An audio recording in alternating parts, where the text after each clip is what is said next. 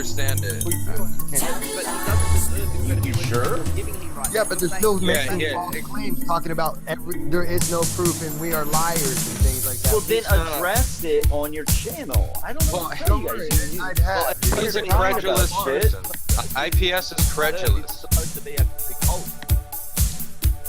Alrighty, well, that panel was not working out for me. I think that many of them couldn't understand how to kind of have a conversation with somebody in that, I say something, you say something, not just a complete interruption fest. So I appreciate people coming out. I kind of just wanted to say what I said about Dogmatic Dell, in that he hasn't changed anything at all, and he continues to say the same thing. People have made videos concerning this, that we have contrary evidence to what he says, but he will not refute any of that evidence. He will just continue to say the same thing. And so he has kind of allowed himself, I guess, into this trap. And it is a trap. The Flat Earth is an absolute trap. It's a mental trap. It's a trap of complete atrophy. In which many people will probably never go back to the sphere of reality. I call it reality because there's a lot of evidence for it, guys. There's obstruction, there is stars, and their rotations that would lead one to believe, as well as the sun and the moon, and the eclipses. I mean, we're going to witness an eclipse that is very good evidence for a sphere, guys. So until we have any kind of explanation for the empirical evidence and the empirical experimentation that anyone can do, guys. Anyone can go and look at the stars, and I would love for a flat earther to go and look at the stars and say, hey, this actually didn't match up. On Stellarium or whatever other program, it was showing me this set of stars, and I was on this latitude, and I put it in, and I saw something different. I wish that would happen, because that would get me back onto the skeptical route of this whole issue, this whole topic. I just don't see any credence. I don't see anything in this anymore, and I don't see myself going on for much longer with this, because, like I've said before, I can't lose in this subject. There's no losing for me. I am here to try to help people out of it and say, hey, you know what, man? There seems to be a lot more evidence for this. Period. It just does. And the people that are saying that it's flat are in large losers on YouTube and Facebook and the internet, and they're disenfranchised, and they're individuals that probably need help elsewhere outside of the flat earth, instead of believing in a whole new set of axioms and paradigms that literally have no basis in reality. And it's unfortunate. It's unfortunate that we have people that continue to push this stuff. Seemingly intellectual individuals like Jerry and Bobby Wood, but we don't see them coming out and saying, hey, you know what? The star trails do seem to work on a sphere.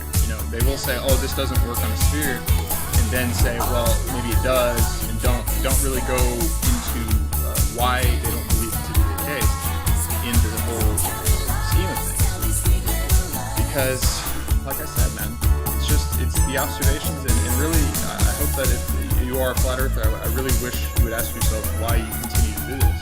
Is it because of the community aspect of it? Is it because the conspiratorial mind is a place for you to go and unwind and talk about things that you really can't talk about with anybody else? And I think that's mostly what it is for most individuals.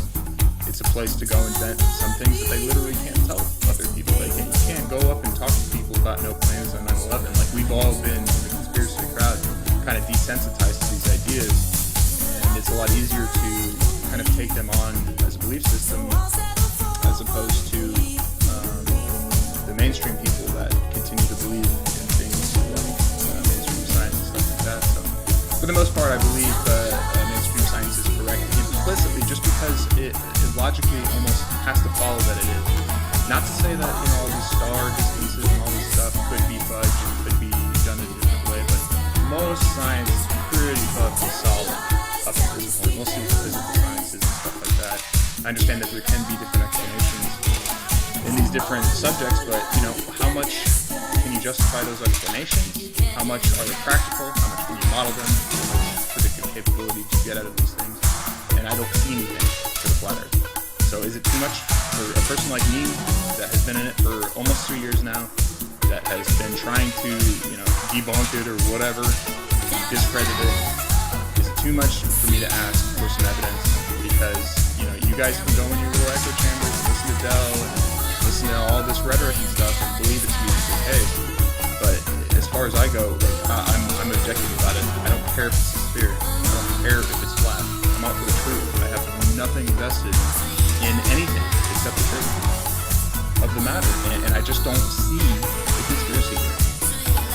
And really, the flat Earth, you almost have to explicitly deny, say that you have this giant ego, and to say that everybody in the world is so confused or so indoctrinated that they're on a flat Earth and they just believe it's a sphere just because of indoctrination. I think it's important for flat earthers to understand and really understand and conceptualize why there are many people, and many people, like I've said, 90+% cannot justify why it is a sphere.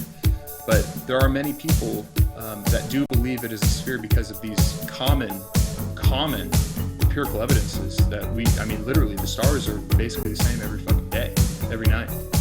So these things are not like it's empirically different every day, or it's just this crazy stuff. This star is moving, 1 million miles an hour this way, and this one's moving half a mile, and it's not like that. It's pretty clear cut, pretty simple. And if somebody was legit about it, somebody was honest about it, they would take a working model and try to conform it into a flat Earth. And that would be the height of intellectual honesty. And that's what we see.